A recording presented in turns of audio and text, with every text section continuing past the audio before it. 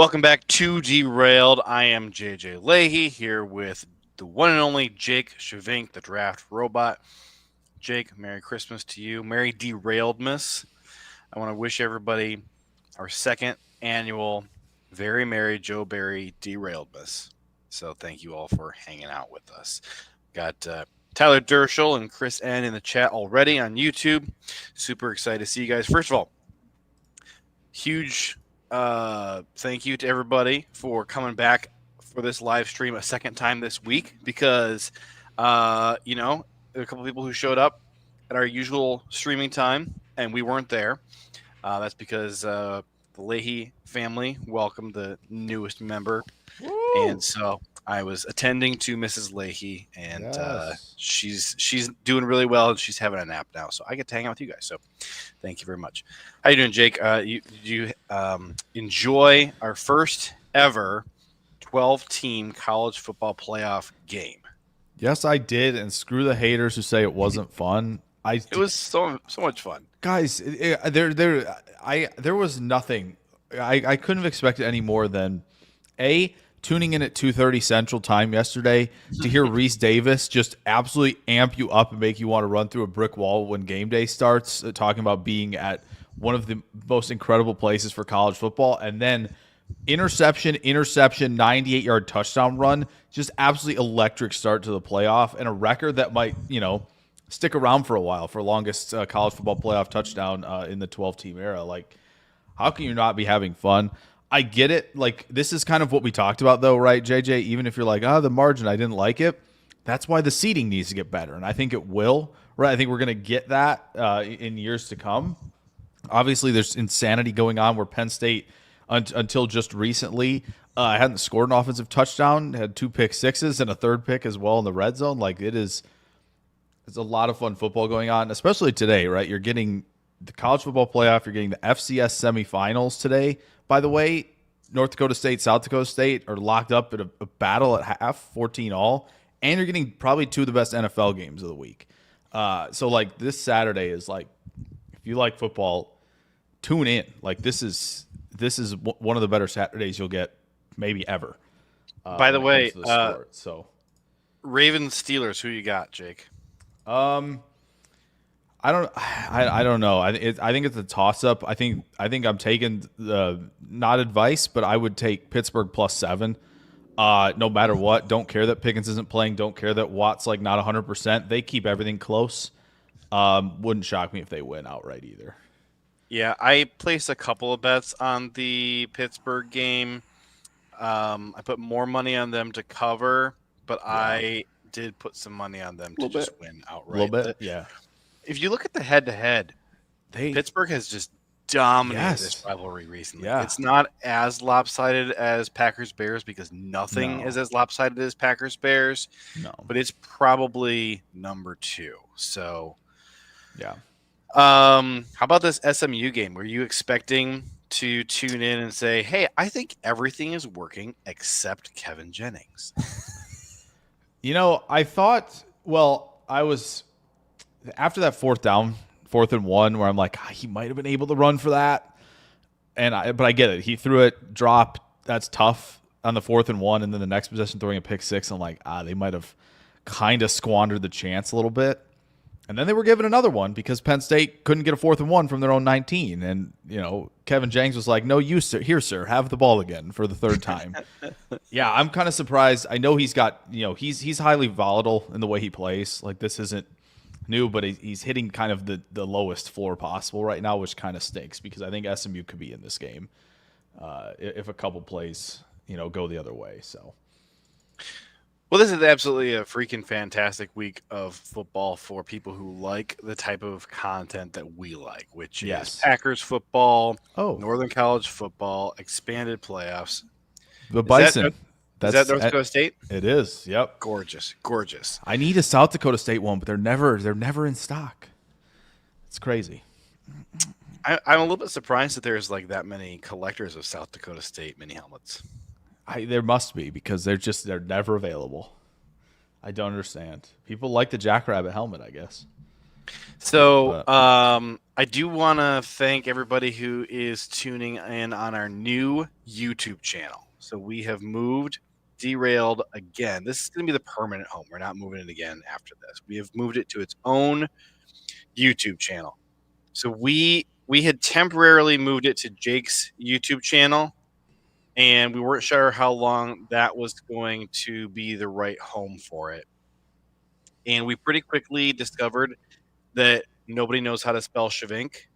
And so when people were searching Derailed, our live stream just wasn't coming up for them. So we got a whole new YouTube channel. It's at Derailed Football is the handle. We're on Instagram. We're on YouTube. So go find us. Absolutely the best way to consume Derailed is during the show live on YouTube. no doubt. Comments in there and interact with us. Tyler Dershel is here suggesting that I better have named our new Lahey after Ed Policy. Here's the thing. I have a grandpa Ed Lahey. So that would have worked well. We actually chose the name Nat for my son. So Yeah, Policy is just the middle name, folks. Policy is the middle name. Nat Policy Lahey is his name. So yeah, but he's doing great. We're very excited, by the way, in 6 months to celebrate Ed Policy Day. It's coming up. Get your gifts now, right? Like, Get your gifts, get your Be merch, proactive. get your swag. We are curating a guest list for the people we want on this live stream for Ed Policy Day. So, Lil Wayne, got to be on there. If we can get Leroy Butler, I think that's going to have to happen. And Driver would be sweet. You obviously did the watch party with Cheesehead TV, which was pretty cool. and then of course the guest of honor, the man himself, Mr. Ed Policy, course. he's got to be there. Yeah. So super excited for that. We do have a football game, a Packers football game this week to look forward to. So Jake, before we dive into the Saints, let's talk about your prediction last week that the Packers might drop one to the Seahawks, and I think you had some great reasons for that happening. And I pointed out that it would be maybe more of a Packers thing to win the tough game at Seattle and then drop an easy one to the Saints. That feels maybe more on brand. So in light of the fact that the first part of that has come to pass with a dominant win over Seattle, where are you on upset alert? What's your danger rating for this Saints team here? I can't stress this enough. They are 14-point favorites, and I hate that. I hate that so much. I hope they have nobody on the team has been shown that line at all. I hope nobody's even seen it. Packers players, you shouldn't be looking at it. By the way, ask Jamison Williams. Probably shouldn't be looking at that stuff. But yeah, I think it would scream more danger to me if Kamara was actually playing, if they had Olave, if Carr was playing and they had Shaheed, and it's like they're so depleted. It's just like it's almost like Green Bay, I think, plays it close. I think there's like danger of playing it, a margin under 14 points. It is tough to find a way to be like, yep, the Saints can win this. Unless it's like full-blown MVS 3 for 193 touchdown game. But it's not Carr throwing to him. That's the problem. Like, it is Spencer Rattler. It is a rookie. If it was Hayner, but also isn't crappy backup quarterback the Packers' kryptonite? Well, at least he's like, if Hayner was playing, I would put the Packers point line at like 50. Because my guy Hayner, I'm sorry, bro. I'm sorry, man. When you don't got it, you don't got it. That was dreadful last week. At least Rattler and company can kind of move the ball, but like they are legitimately down to like Kendre Miller is starting at running back for them, which I liked Kendre Miller, but he is not Kamara. The wide receiver one is a former Packer Chief Bill, like he's on team 4. Like Yeah, but we're teetering on like there is the very much the like there is zero chance they drop this game to like in the fourth quarter it's like 20-16 and you're like what's happening here? What's going on? Because I do think, their interim head coach is somebody who it seems like the players want to play for. So I do think they've got something there. But man, unless the defense for the Saints creates multiple turnovers, I find it hard to like put them truly on upset alert going into this. I think it's more likely that the way they finish with 5 losses is if like they're locked into like the 6th seed week 18 and they can't do anything, that they're like, well, we'll play for a half against Chicago and kind of mail it in. We'll play Malik Heath and Malik Willis, and we'll get Brooks and Lloyd some carries out there. We'll play Telfort in the second half type of game. Then I do like them dropping this one. It's hard to paint that picture on Monday. But I do think, as I said, I think it could be one of those like, how are we here kind of sweating this a little bit more than we thought? I just don't think they're going to win. Like the Saints, I mean. I just don't think they're going to win. I did bet on the Packers to win this game. I did not bet on them to cover. Yeah, it's a big line. It's a big line. It is still an NFL team on the other side. Yeah, I think I bet on them to cover alternate 7.5 point spread. That seems put it away in the fourth, go up 11 or 12 in the fourth quarter perhaps and kind of put it away there. I really wish I could share. I'm on a borrowed laptop for this live stream. I'm trying to get it to share the Jake Hayner pics and it won't let me. Oh. I love the Jake Hayner photo shoot so much. I just can't get it. I could drop the link in our internal chat and you could see if you could post my favorite pic. Let's see. Oh, yeah, I got you.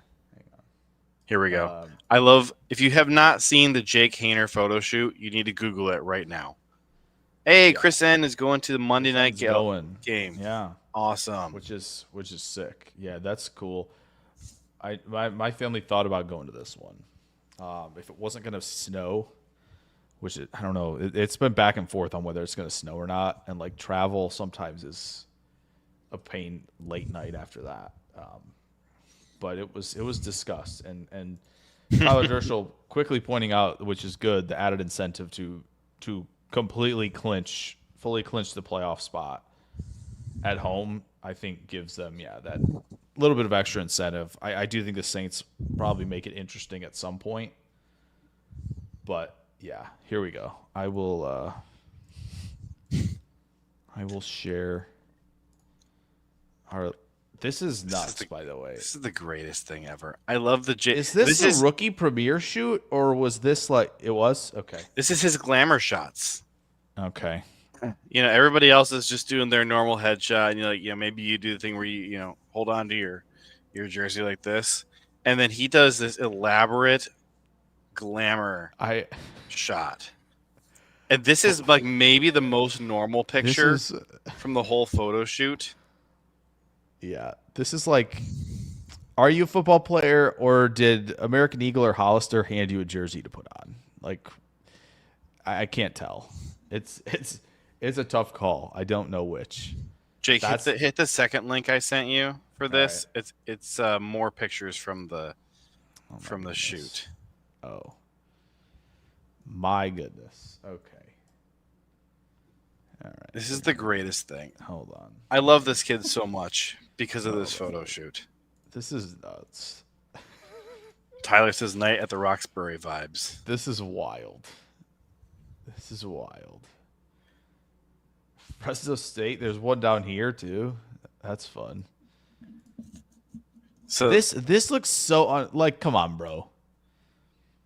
This looks thing. like movie guy throwing a football type of thing. Which, yes. Again, I know that that's how you do throw that way, but like the kind of like, this kind of exaggeration a little bit is like, okay.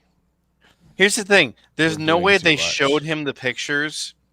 No. Before they released them. No. Because he would have taken one look at it Brambo says Zoolander and pads. That's Brambo, welcome to the good. chat. Glad you're That's here. really good. I like that. Zoolander in pads. I like that. I'm not your bra. I can see that. Yeah, I can see that vibe right there for sure. I gotta tweet this. Zoolander in pads. That's so good. Attributed to Brambo. Brambo, you got the Twitter handle. You should drop it so JJ can. Yeah. If you're on Twitter, drop your Twitter handle in there, and I'll tag you. And he'll tag you. Maybe it's just his YouTube handle. Brambo09 is Brandon LaCour on Twitter, so maybe that's possible. I don't want to assume and then just tag some random person who happens to have the same name. Yo, JJ, Tyler Warren just put SMU just drove him out of the end zone like the Steelers-Eagles game, right where Washington did it. Yeah. He just did that to an SMU defender. Amazing. He pushed him out of the end zone. So did we officially start the I love that the Tyler Warren to Green Bay campaign last week, or was that the week before? Yes. Well, it could have been the week before. For sure last week. Like 2 weeks ago was kind of like, all right, we're packing up our things, right? We're kind of like preparing to go on this journey, and then last week was kind of like, all right, the trains we're boarding. We're boarding here. Prepare for an all call on a flight. Like we're doing the thing. So yeah, we're all in on this pod on this show for Tyler Warren to Green Bay. Is he probably going to go like 11th or 12th to the Colts? Sure, but that's not going to stop us for the next 4 months. I'll tell you that. That's not going to stop us. Speaking, here, you know what? Why don't we share it? Because we're already here. Do it. Yeah. We're already here. We're already here. Hang on. Speaking of the tight end situation, Matt LaFleur hinted that we may see Luke Musgrave this week finally. Ooh. He's been out with injury the whole freaking year. It says just get out of here, bro. I love it. Out of the end zone. That's the best part. Get off my field. You remember that Sandra Bullock movie, The Blind Side, yes, where they throw the flag? He's like, excessive blocking. Yep. Yeah. That's what this is. But like the best. I love it. Just give me all of this. Warren and Kraft in the same tight end room. It's like two Gronks in the same room. Just absolute psychotic behavior, and that's what we want, though. We want that. We did at one point have two Gronks in the same room, and it was psychotic behavior. So yeah, it's true. So there is that.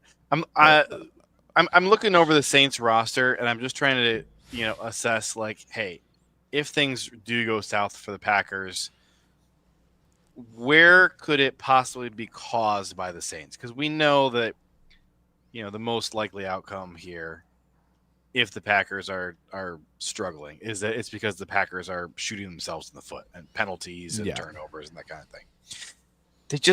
They're so lacking in talent. I mean, one of the best players on their entire team is Kool-Aid McKinstry. He's one of the best players they have. Yeah. Now, Eric McCoy, freaking dominant center, I would argue might be the best center in football at the moment. Carl Granderson is having a fantastic year. Coming off largely off the left edge. Granderson would have been an awesome dude to be able to trade for at the deadline, but the contract, They have no running backs at the moment. Really no receivers, no quarterback. No. They don't have Taysom. The offensive line, aside from that's McCoy, right. I forgot about that. Taysom's gone too. Yeah, it's a mess, man. Our boy Brian Brzee, who I loathed, not doing well. No. He's basically playing how I thought he would play. He is, I will say. He is making some big time plays on special teams. So there is. Hey, props to him for doing something. He is at least doing something. There are plenty of defenders who haven't worked out in this league who don't do anything, and at least Brzee is like saying like, no, I'm gonna give it my all on every phase that I can. But yeah, it's been. I would say the one thing that is actually working for the Saints is their linebackers. All right, they got two linebackers who I really coveted. In Demario Davis and Pete Werner, just absolutely doing work. Yes, I was big Pete Werner guy that draft. Yeah. Big Pete Werner guy. Brambo says if we turn the ball over a bunch and our O-line doesn't show up, we can easily lose. Yeah. I would say with this version of the Saints, you would also need Spencer Rattler to be going absolute ham for me to agree about the easily lose part. They just don't have much. Like they're playing Dante Pettis at wide receiver. Like on purpose. I could They're doing that on purpose. In the year of our Lord, 2024. Yeah. So like, I don't know, man. It's crazy. Just the injuries they've had on the offensive side. But like do you think that the Saints can get over 20 points? There is a way. There is a way they can do it. But you have to have a defensive and a special teams touchdown. That's the way.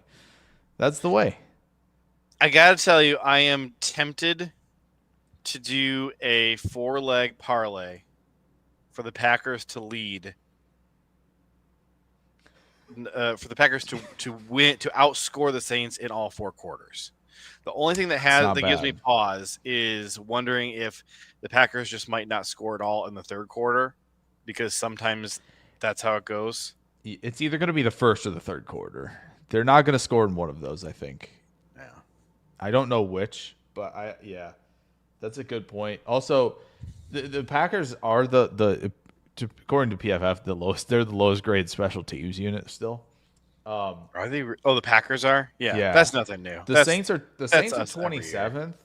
So like they have an advantage there according to PFF, so that's got to be where one of the touchdowns. It has to come from that. Here's the thing. It has to. Here's the thing with the Packers and the special teams. Way. I am used to us being number 31 or 32 in the league on special teams, and I can live with that. Yeah. I just hate when we are number 32 by like a really wide margin between 31 and 32. You know, when it's like, hey, are the Packers about to set another record for worst special teams unit of all time? That's when I get concerned. When we're just a casual number 32, I'm like, hey, I'm used to living right there. Like that is I'm used to living there. The devil you know versus the devil you don't know. I'm so comfortable being like just comfortably a normal number 32 that like any bad special teams unit could hit.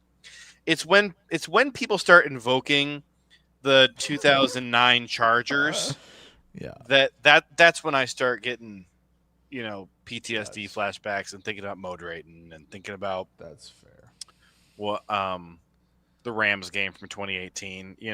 Those are the type of things that I think about. I think the 3 worst special teams performances I've ever seen from the Packers would be the Rams game in 2018, the Bears game at the end of the 2021 season,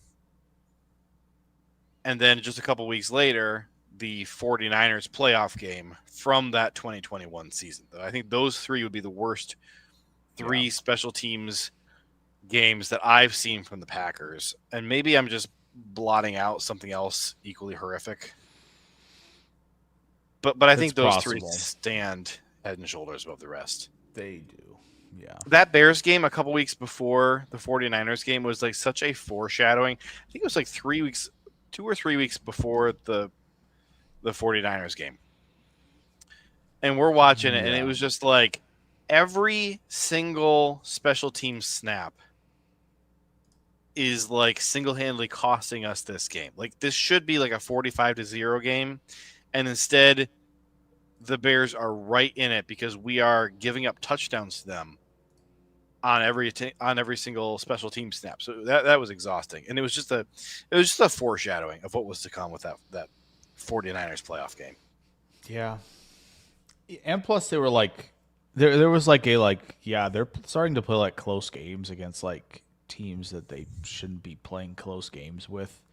Oh, absolutely. Kind of like there was a little bit of that too, where it was kind of like the offense, the Browns and the Ravens with Huntley, and it was kind of like the offense completely petered out. This was like when the defense was really starting to cook, And you bring up that Browns game on Christmas, and the defense is just, I Doing mean, everything they they can. are abusing Baker Mayfield, and Yeah. it's still a close game because the offense just can't move the ball. And Mm-hmm. we didn't have very much of a run game at that point, and Yeah. just something had like kind of broken in the passing game where Aaron's just kind of predetermining before the ball is snapped where he's going to go with it. Yeah. It was just weird to watch. It was like the final about 6 games of that season, actually, and they still gave him an MVP after that. Yeah. It was like he was the easy buttons. He was kind of like turning them off a little bit as well, and it was kind of like, all right, I'm gonna start making these tough throws. I feel like it was kind of the point where he was. It's hard to say what he's thinking, right? We don't know what he's thinking, but like you have to think like he got that first MVP. They were talking about the second one in a row, and you just wonder if in his head they were kind of like you hear the media going like LaFleur really resurrected Rodgers' career at the end. He's like, and Rodgers in his head's like, no, he didn't. I'm gonna make all these tough plays. Watch me. I'm the and it's kind of like, all right, buddy, it's okay. Like you can. So you can take the easy stuff. You can still, yeah. It was just I don't know. Well, we can't forget that so MVS was out, and we just didn't have any speed on the offense at that point, and so these defenses are playing the too high shell, and there were still plays to be made, but I think that the defense was crowding so much that it was getting into Rodgers' head. And so he was just locking in on Devontae just week after week, That's for sure. predetermining who he was going to throw to. It would be, you have these weird things where, like, hey, he decided he's going to Devontae. Devontae is double covered. He throws it to Devontae, and you're like, well, Lazard was wide open. And then the next snap, it's like he decides, hey, I'm going to lock in on Lazard. Now Lazard is triple covered, and Devontae is wide open. And where does the ball go? Lazard. Yeah, it was very much just like I'm taking the shot here, and I'm not gonna recognize what read 2, read 3 are doing. Like I'm not even gonna get there. So yeah, Which is there it's was a just lot so of weird that. from It Aaron was very strange. strange. After watching him for his whole I career. kind of think that's what happened. I kind of think he's in his head like, no, this coach isn't helping me. I'm helping him. Possible. It's possible. It just seems like he would be just based on all that happened at the end of like his time in Green Bay and a lot of his thoughts. It's just I feel like that had to be in his head a little bit.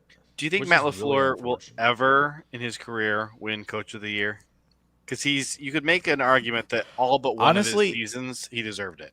Honestly, like this is the issue, right? Like I think the expectation for Green Bay this year was to win more games than last year, right? Like they're like, all right, yeah, they won 9 games, they're going to win 11 or 12 at least this year, and so that expectation was already built in, and I don't think people are necessarily realizing that he's won 2 games with Willis at QB, and also like made sure that and brought Willis in to hang on to a lead, and like just I think the Coach of the Year stuff, it's weird though because there's always like, well, Campbell's the favorite for it. Why? Because then it's not a relative to expectations thing if you're going to give it to him, because everybody thought the Lions were going to be are going to be dominant. the Super Bowl representative in the NFC. Like that was the prevailing opinion heading in. So it's like, okay, well, I don't then what's the criteria? You can't flip flop on what your criteria is here. Right. So to me, if it's hard because I think LaFleur deserves to be at least mentioned in this one. I think it's hard for me not to, if I were giving out the award, not to give it to KOC, because again, I think a relative to expectations thing is a really nice way to kind of look at it, and kind of like I think just a full like, okay, these are all the pieces, and this is what this coach had to work with, and all this stuff entering the season. So KOC's probably one, and Tomlin's one, LaFleur would be one, Peyton would probably be in the mix as well in Denver, because like boy, I'm kind of baffled they have 9 wins. Honestly, I'm kind of baffled, and that's a credit to him. So like those 4 would be in consideration because as I said, like relative to expectations, like if you're going by that, like Detroit is like may not even finish with more wins than they were expected to have in some cases, like because of all the injuries down the stretch. So, and this is a good one too. Yeah, I think Dan Quinn's another one in Washington where it was like, yeah, they might have it all together in a year or two, not this year, and no, they're probably going to the playoffs. So, yeah, it's hard to say. I last year, if it was a second half award, he gets it for sure. I think, like very clearly, and like the turnaround. So there's just, I think when you look at Coach of the Year, there's a lot of factors that go into it, and I just feel like the voters aren't going to dig enough into those factors to really look at the full picture of what a Coach of the Year should be, and they're like, they got a lot of wins, give it to him. And it's like you shouldn't be doing that. Like, who won it last year? Did Campbell win it last year? I thought it was Dan Campbell, yeah. He did? 2023 coach. See, like, that's fine. No, Stefanski last year. Oh. Yeah, maybe that's when they awarded it was in 2023. 2024 was Kevin O'Connell. Wait. O'Connell won last year? That's what it says. Wait, now I'm confused because they were like 7-10 last year, weren't they? No, I have Stefanski in 23 last year. Yep. Daboll the year before. Daboll was that was so undeserved. That was insanity. Very weird. I think there was so much like, wow, look at this. Daniel Jones is playing good football. Can't believe it. Okay, you win. Now, Vrabel was in 2021, and that to me felt like, hey, we should have given it to Vrabel a year ago, and so we're making up for it by giving it to him 21. Because Stefanski won it in 2020, too. I mean, don't forget that Matt Nagy won it in 2018. He did. It's the dumbest award. It really is. It's not a good. They don't know. Like Stefanski last year, I'm not mad at that because they had 4 quarterbacks play football for them. And they still went 11-6, which is kind of nuts. I don't know. I think D'Amico you could have given it to last year though for Houston. Like it was kind of like, yeah, they added Stroud and Anderson. Cool. Like, are they even going to be good though? And like they're like, yes, we are. We're going to win the division and win a playoff game. And so I don't know. I think I will say there is an NFL award that is much dumber than Coach of the Year. And that is Executive of the Year. They never get that right. No. That's just like a who wins type of deal, I think, right? Like have they ever Yeah, so it's not even like it's even dumber. Yeah. So also last year it was Brad Holmes for the Lions. That's a deserved pick. Yeah, that one's good. That works. The previous year, Brandon Beane for the Bills. Not a good pick.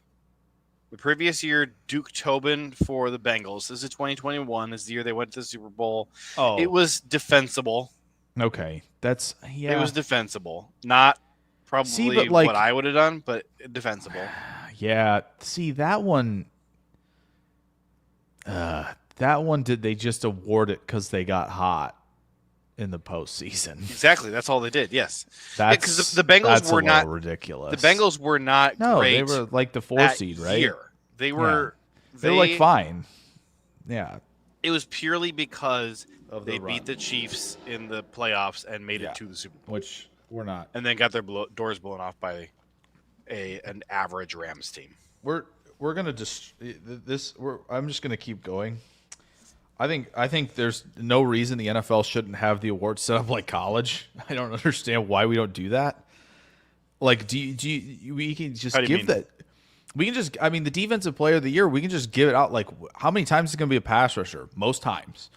So, like, okay, then, let's give an award to, like, best linebacker of the year. Like, it could be way better if we just say, like, let's do what college does. By position, best player gets an award. Like, there are finalists. Like, it would be, I think, a way better way to do it. And because you're going to be able to highlight more guys. Right, you're going to be able to be like the average fan and the casual fan can see more players and be like, okay, these guys are good. This is cool. Like I would love to know who's good at corner or safety, especially where they never give those guys defensive player of the year stuff. Right, like they should be highlighting like how Like McKinney has played this year, which again he's gotten because of the interceptions and stuff. He's clearly been, recognized. I still like they're. I feel like they're not going to recognize corners this year much at all, right? Like unless you're getting a lot of picks, which is I think stupid, essentially, because there's so much luck that goes into picks. Like Surtain doesn't have a lot of picks. He's the best corner every year. Like he's so good, and people aren't going to be able to see that as much because again, usually Denver's not been good, and he doesn't pick the ball off a lot because they're not throwing to him. Like I think they could do a lot better of like offensive line, especially, right? You're like people like see the Lions and the Eagles O lines, and they know that they're good because people say they're good, and it's like. Yeah, we could definitely highlight some individuals, though, who are like playing super well at all of the line positions. And I think it'd be great for the league to be able to market more players with these awards. I just think it makes way more sense to do it that way.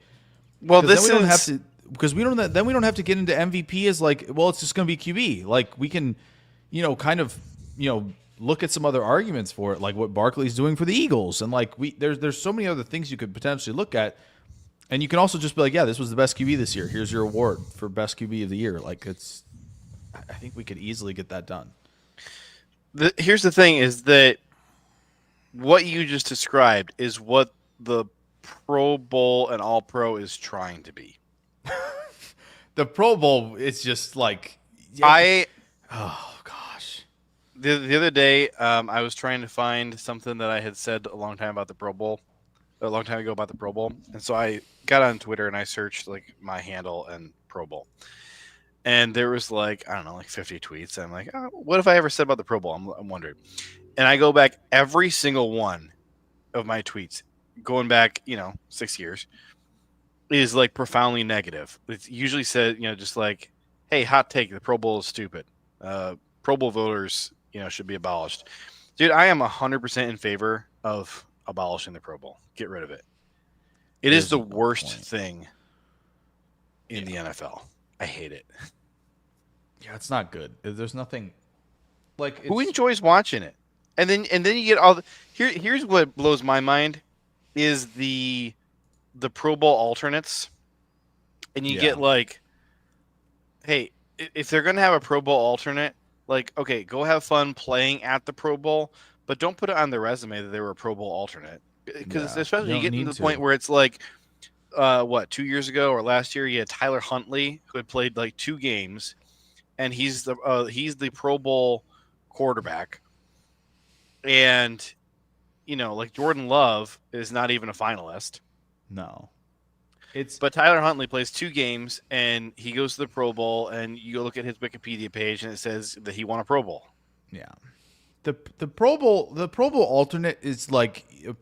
If we compared it to this more often, people would be like, oh, yeah, we shouldn't include this. The Pro Bowl alternate is literally like what just happened in the Independence Bowl this year. Like, Marshall's not going. Okay, cool. We'll take 5-7 Louisiana Tech. Mm-hmm. Okay? That's exactly what Pro Bowl alternates are. Yeah. They shouldn't be there, but they're getting the invite anyway. Like, it shouldn't count if we treat it like that, of like, hey, this is like adding a 5-7 team to a bowl game, last second. Like, the way we look at that, I think the way the average fan would look at it would be a lot better. Like, yeah, this is adding like a dude who just is available to go show up. Like, that's all this is. And again, the Pro Bowl voting is another issue in its entirety. Of like, yes, fans are going to vote for their guys, and they're probably wrong to vote for them. And all the NFL accounts are pushing it for their guys, and it's kind of like, okay. Sure. Like at this point, like we all can acknowledge the only point of the Pro Bowl is just to have a reason to try and get the world talking about the NFL and about NFL players. That's the only reason it exists. Yep. And they don't care you could whether do more awards. They don't care whether better players win the Pro Bowl voting over nope. Less talented, less accomplished, less successful players. They just want as many people as possible to hear about all of these players. Yeah. And I still think that All Pro is not great, but it's significantly better than Pro Bowl. Yep. It is. I don't think I've ever cast a single vote for a Pro Bowl ever. pretty sure. No. I think it'd be fun to put together one of like these are the players I would actually vote for because they've Yeah. been good this year. I think it'd be We fun should to do that on this channel. We should All right. whenever the Pro Bowl when do they announce the Pro Bowl winners? Is that in 2 weeks? Yeah, end of regular season maybe. End of regular season. So our final live stream right before that, we should put together our Pro Bowl rosters. All right. That could be fun. Can we do it? Can we do it like? Do we have to do NFC and AFC, or can we do it like these are the best 4 quarterbacks and they should go, and like do it that way, and just treat it like all pro essentially? Let's just treat it like all pro. Let's just do the best. Like, the best. Okay. You want to do the best 3 or the best 4 at each position? Well, I think if you're gonna do it like the Pro Bowl and build like 2 teams, usually you're gonna have your backup. Yeah, I QB, just don't really care right? about like the Pro Bowl format so much. Like, So do you but, want to in, do it like in all college? You get like the Biletnikoff or the Heisman or whatever. It's Yeah. always here's the 3 finalists at every position. Why don't we do that? Ooh. Do it like the And All Americans. Do it like the All American teams. First team, Yeah. second team, third team All Americans, but for Yeah, NFL. Yeah. You want to do it like that? Let's do that. Okay.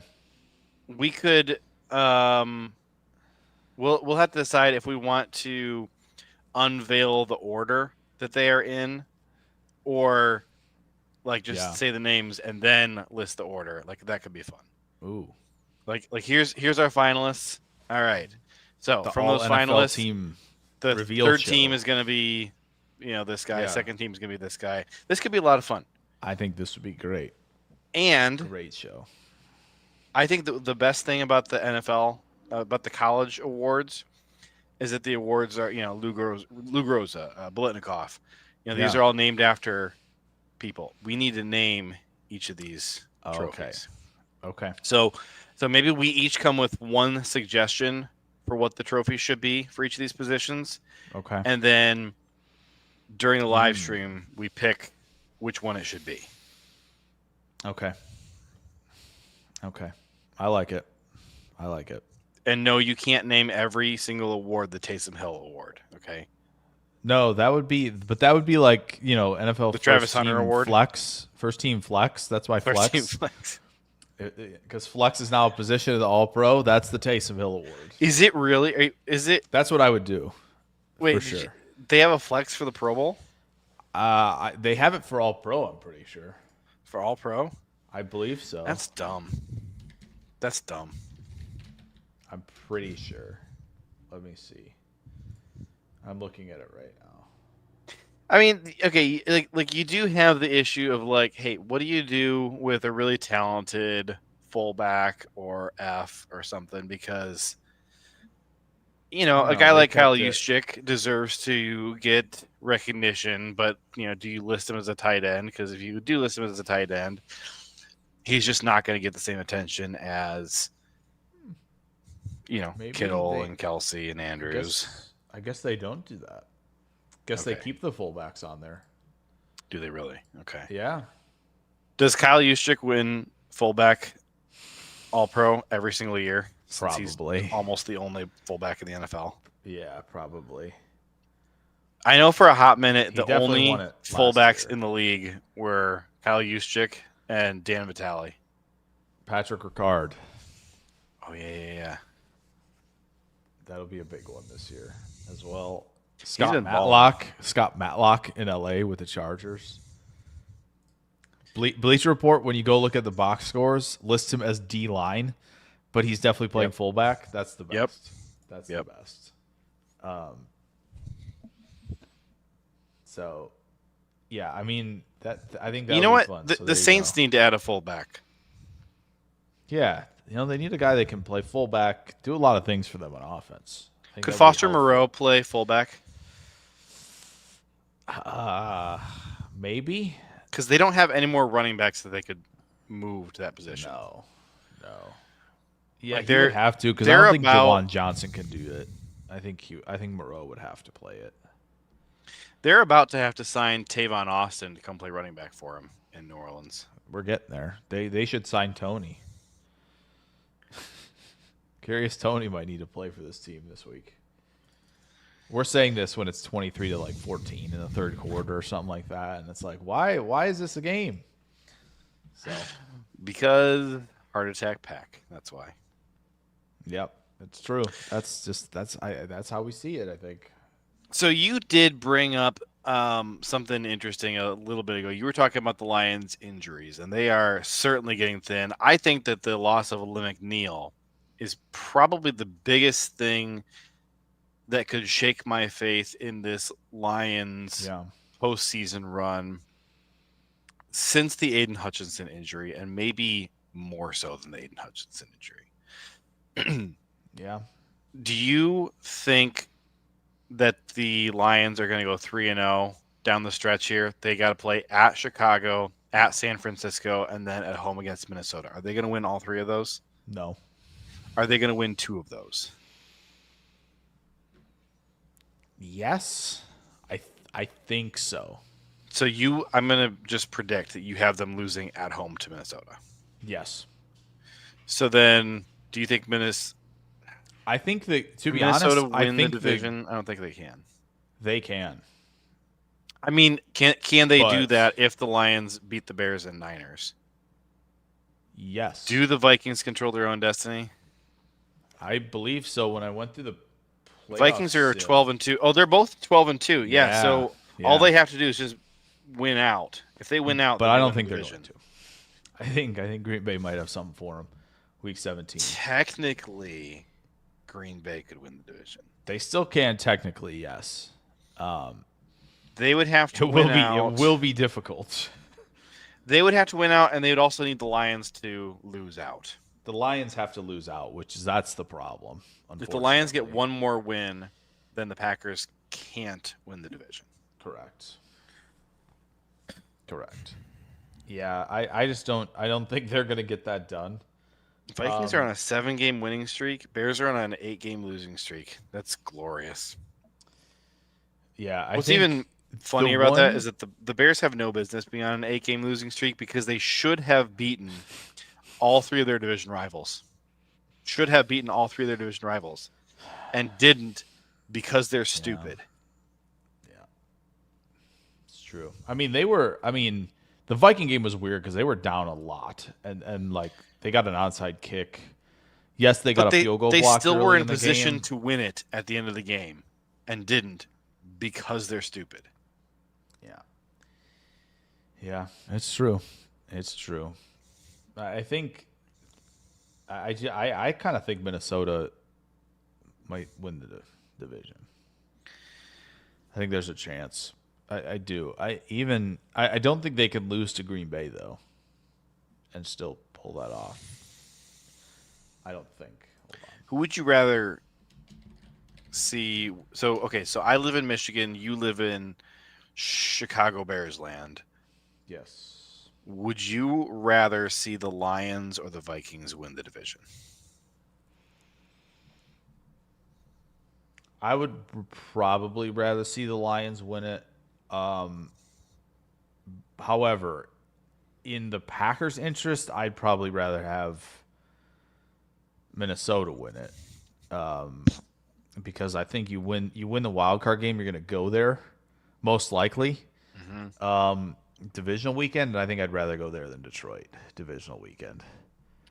I'm looking, by the way, As a pure football fan, I want and like how I feel about both teams. I'd rather the Lions win it. In the Packers' interest of a playoff path, I would much rather the Vikings get it done, and go their divisional weekend than to go to Detroit.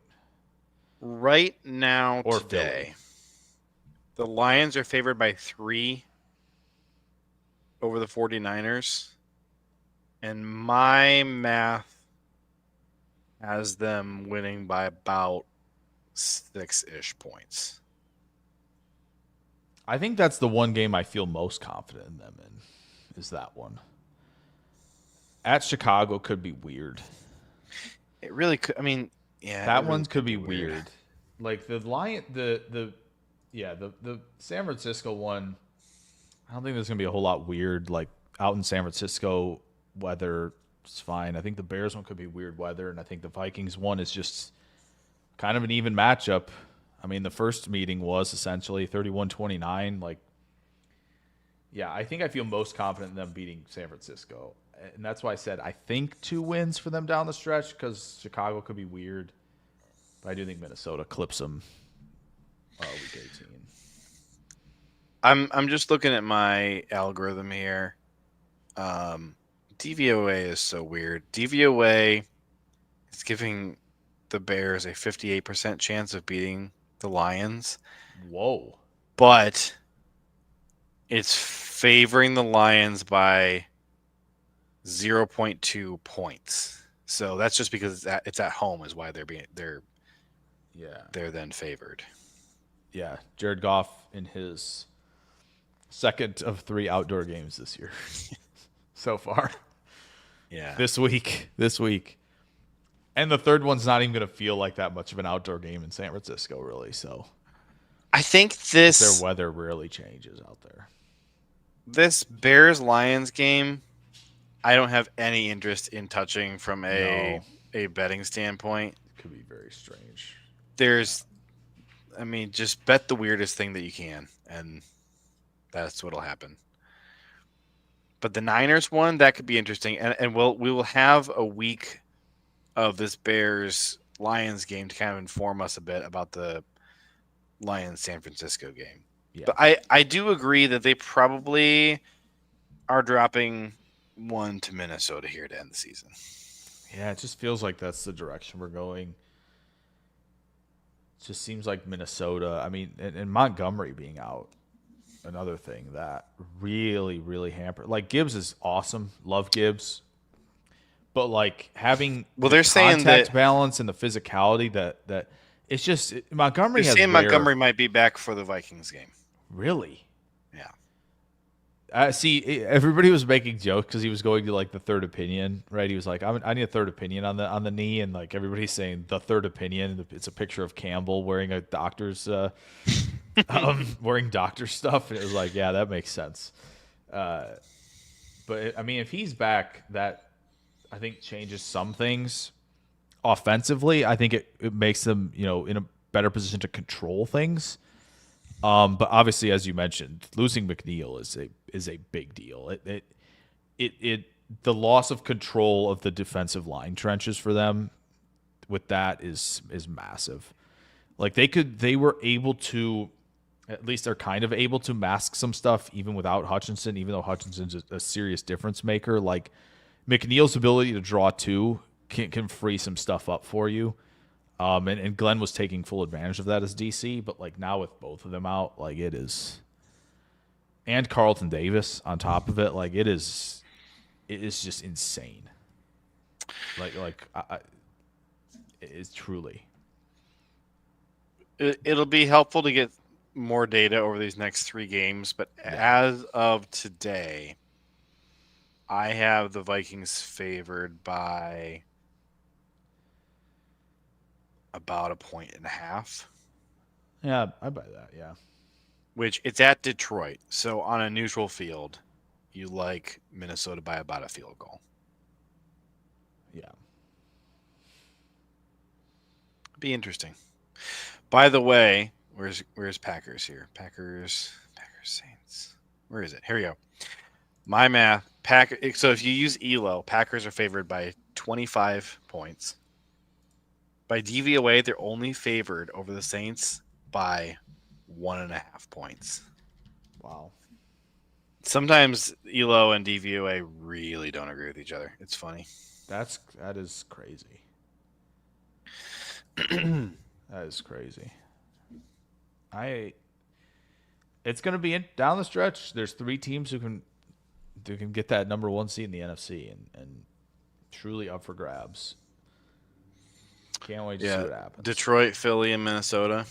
Yep. And I don't think that Tampa, like they're no slouches. I probably, of those 4 teams, I would most probably want to play Philly or maybe Minnesota. I think I at least want to play Detroit. But Tampa would be number 2 right in there. I would rather play Tampa Philly or Minnesota than Tampa.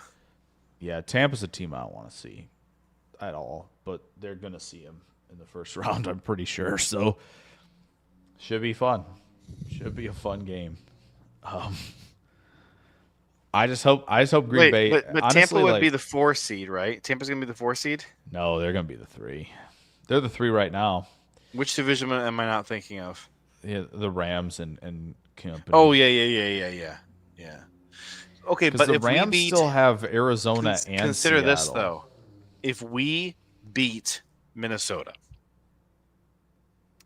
and Detroit beats Minnesota, can't we be ahead of Minnesota and get to play the Rams? Oh yeah, that's still very much in play. Oh yeah. Yeah, I think that's very possible that Green Bay can still get the 5. So I'm As you actually said, kind they're of gonna have to beat Minnesota to do it. that kind of makes me want to root for Detroit to win the division then, because Yep. Detroit has to beat Minnesota, They do. and I think we will Happens beat here. Minnesota. Do you think we're going to beat Minnesota? Yeah. Yeah, I do. I do think so. I got a good feeling about it. Green Bay at Minnesota. Yeah, there was an easy way. Yeah, I mean, we're beating Minnesota. Green Bay's gonna have to win out, I think, to get the 5. But it's doable. Yeah, give me the 5 seed. Let me play Sean McVay and Matt Stafford, That's probably what. and then we have some buffer because somebody else. There's going to be another wild card team, probably the Vikings, probably the Vikings that are going to win their matchup. which would send. Well, I guess would it send them depends. to Detroit.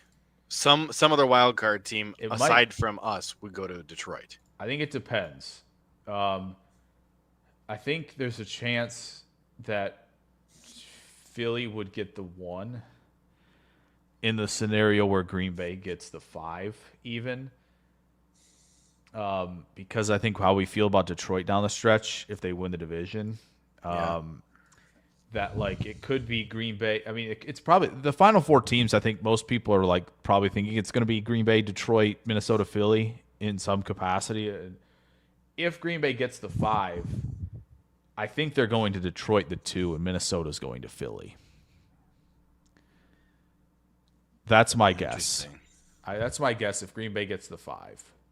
Well, did you see? I think I got to look up the Vikings record to see. Philly's schedule is hilarious the rest of the way.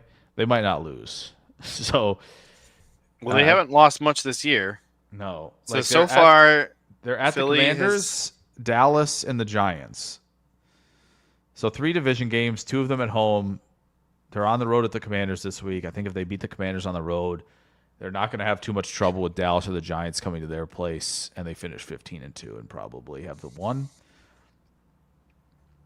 Which, so they dropped games to susceptible. the Falcons and the Buccaneers. And the Bucks, those giant killers, And baby. That's it. The Bucks, yep. And they shouldn't have even lost the Falcon game. It was so dumb. I don't think I watched that one. What happened in that it was one? so dumb. So they were down near the goal line, and they had a chance to kind of run the clock out. I think, and they or kick or something, and they threw the ball to Barkley, who dropped it. Clock stopped, and that might have been a 4th down, where Barkley just kind of dropped it, but they didn't. It was very weird. I think they could have kicked. Now I'm looking up the play-by-play just to make sure I have this right because it was a long time ago. Because no, maybe not. Maybe. Okay, yeah. So there were under 2 minutes to go, and the Philly what was it? Yeah, it was 18-15.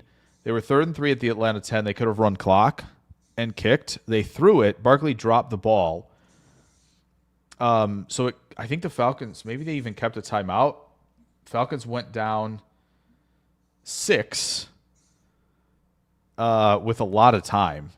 Went down the field, scored, and then picked the ball off after that. I think it's because Philly could have run clock, got it under a minute, and then kicked. or like maybe even the game could have been done. 3rd and Mm-hmm. 3, two tush pushes from the 10, 3 yards, probably have it. You win. Most likely against the Falcons. Just didn't do that. Decided to throw it to the flat. Oh no, the Falcons didn't have timeouts after that. So they just squandered it. Like it was theirs to win, and just squandered the game to Atlanta. Very silly stuff. And like that's one of their 2 losses. The other one they got boat raced, but it is what it is. And so but anyway, long-winded. They could easily win out, have the one, and Which I would like a rematch against the Eagles. I think we can take care of business. I felt like I think it's our gonna loss have in to. week 1 was very self-inflicted. And I don't say that to disrespect the Eagles, but just to take ownership of the fact that everything that was hurting us was self-inflicted. Yeah. I will say obviously Green Bay got the pick early. But again, just not capitalizing on stuff obviously was the big thing that Green Bay didn't do very well in that game. And it was just kind of late. Then the second half was just kind of like, we're just his haymakers back and forth. So, yeah, I don't think Green Bay played their best. I don't think the Eagles were at their best truly either. I do think Green Bay's strength in the secondary, if they're fully healthy, is something that it's kind of where the Eagles are a little bit weaker. I think if you're winning a game against Philly, Hurts is throwing a lot. Because Barkley and that O-line is devastating and can just shred and you. the way our run defense has been playing, I like that matchup. But I agree I agree that it opens the door for Philly to get back into the game if they turn to the passing game. Yeah. We need Jair back so freaking bad So for true. these playoffs. I think if he is back and he is 100% for the playoffs, I think I really like our team. I don't think we are the best team in the NFL. No. But we weren't the best team in the NFL in 2010. No. The Rams in We were at the right 2021 time. were like the 6th or 7th best team in the NFL. Yeah. So, yeah, just you got to get it's hot all about for a getting few hot games at the right time. If Carrington, Valentine, and Jair can just go lockdown That's what I mean. 4 games in the playoffs. If those 2 guys can turn into Tremont and Shields for a few games, which I don't think is impossible, like Valentine can do it. He has proven that there are high highs to his game at times. Like if they can do that, and McKinney is, out here doing his best Woodson Nick Collins impression, which he has done at times this year. In and then Evan Williams. Don't forget we need Evan Williams. It would be truly incredible to like Bullard just be back for the postseason, young buck. That'd be great. If you have to sit until the postseason, cool. That's totally fine. If you can convince me he's gonna be 100. No, I want Jair to play 1 game in the regular season before, unless we really like our matchup and who we are playing in the first round of the playoffs. Yeah, well, wild card weekend. If we have a matchup that we think we can win the same way we've been winning games, then I'll take that as his first game back.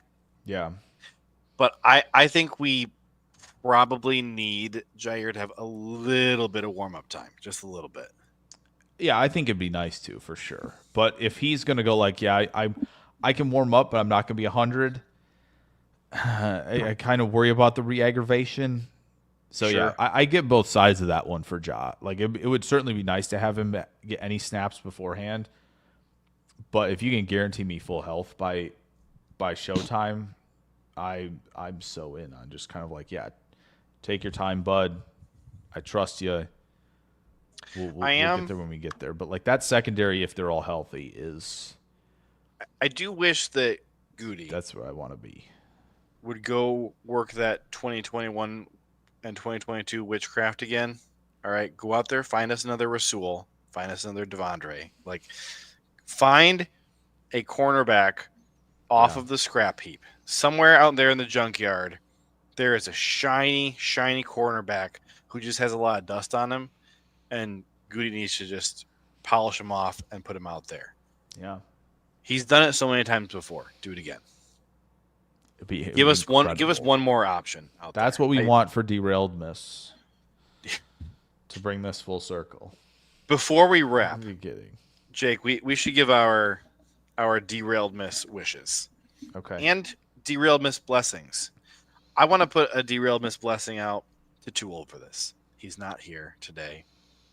So Too Old for This, if you're listening to this, if you're listening to this recording later, know that we're sending Derailedmas blessings your way. Yeah. We love you, bud. Derailedmas blessings to Tyler Dershel and Brambo and Chris N. Thank you guys for showing up.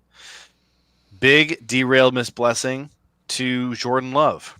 May your Derailedmas flip-flop be filled with lots of money, lots of candy, as is the tradition. Derailedmas blessings to Toyotathon, which seems to flip a switch in our guy Jordan Love. So Toyotathon, keep it up every year, please. Never change. We're gonna send a Camry to Jordan Love. There you go. I think Ed Policy should do that. Maybe we should talk to Ed Policy about sending him a Camry, perhaps. I'm also sending a Derailedmas blessing to you, Jake. And your Derailedmas blessing is Ed Policy.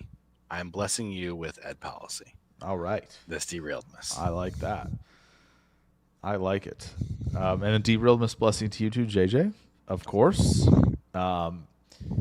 For kind of just saying like let's keep this show going, and it's been a blast. It is. If you knew how I moved heaven and earth to niche. make this live stream happen today. Yeah, I'm running a lot of stuff going on today, and I'm like running around and like getting stuff for tonight and all that. And JJ just kind of messages, he's like, I can do this today. I'm like, all right, sure. If it's early afternoon, it's a Derailedmas miracle. It is truly a Derailedmas miracle, and blessings for that. And of course, blessings to the newest Lahey. Thank you for sure. And glad that everybody's home and doing well right now, for sure. And that you can spend Derailedmas, but also Christmas, of course, as a family enjoying that. So the blessings your way as well. And JJ, also blessings to the 12-team playoff. I know the results aren't good, but we talked about this. We talked about the results aren't seeding, good. 19 of the 30 we knew playoff that the games during the 4-team college football playoff era were decided by 17 points or more, including 7 of the 10 national championship games. You're going to cry to me about Notre Dame, Indiana, and Penn State, SMU. And you know why people are crying? It's because Bama isn't in the playoffs. Right. Correct. We can't have Ole Miss and Mizzou and Bama. Hey, why are we talking about that 24-3 blowout to Oklahoma? Hello? Yeah. Question mark? But like this is what we talked about, right? We talked about the seeding was the problem. For sparing us a crappy Bama team in the playoffs. We talked about this. The seeding was the issue this year. We kind of felt like this was probably going to happen in the first round because the seeding, we should have been getting Boise State, Indiana, and Arizona State, Tennessee. Like those should have been our first round matchups. And we just the seeding kind of correctly. The first round should be a bunch of bangers, and the second round should be kind of a balloon. Yeah, air coming out of the balloon. Right, and then the third, and then the semis. Yeah, that's I think where we sit. So. The seeding kind of I think we're going to potentially, if Ohio State pulls it out today, we're going to get a banger Rose Bowl. Do you think that Ohio State is going to beat Tennessee? I currently, in my bracket and submitted picks and pools, have put no, mostly because most people are saying yes. I'm a solid no. They are rotating. The plan is to rotate guards. They do not have an offensive line plan. Oh, I think this is going to be a disaster. It could be. It's going to be a disaster. Yeah, and maybe the one bright spot is that maybe Mike Vrabel is the head coach of Ohio State next year because they decided to rotate guards. Could be tonight. We'll see. Could be. You never know. Never know. But I am thoroughly enjoying that there are playoff games for a month in college football. It's beautiful. Too long we've had to resort to watching a lot of rounds of FCS play, which the FCS that's a whole other conversation where the playoffs start really today for those guys, really, with 4 teams. Mm-hmm. But like, yeah, I'm just thrilled. By the way, what do you think about the Ivy League competing in the FCS playoffs next year? I'm here for it. That's Listen, gonna be fun. I'd love to see some Yale, some Harvard action in the FCS playoffs. Yale versus North Dakota State sounds just very funny to me. So That's good. very funny to me. It's That'd like the be prim proper East Coast Yale against hay bale and throwers. Like, just yes, all the time. Yes, give me that matchup any day. Yale going to Montana State, like just the visuals of like that sound incredible, and we need it. I kind of wish Rutgers was in the Ivy League, to be honest. That would be fun. I think so. I think it'd be fun to see that for sure. But I think it's a perfect spot for where the Ivy League is, and to get those matchups would be very cool. Northern FCS rankings next year. Northern FCS rankings. Well, Really if we're gonna gonna do have that, to we keep also up. have to do Northern Group of 5. It's true. Group of 4. Well, it'll be the Group of 5. No, Group of 6. It's the Group of 6 Oh, because yeah. of the pack. That's right.